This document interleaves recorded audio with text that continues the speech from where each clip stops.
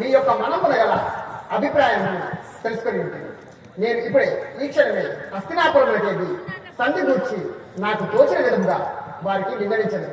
వారు ఏమదో మరలా వచ్చి మీకు తెలియదు. సరే బాబా, అలాగే పోయిరాము.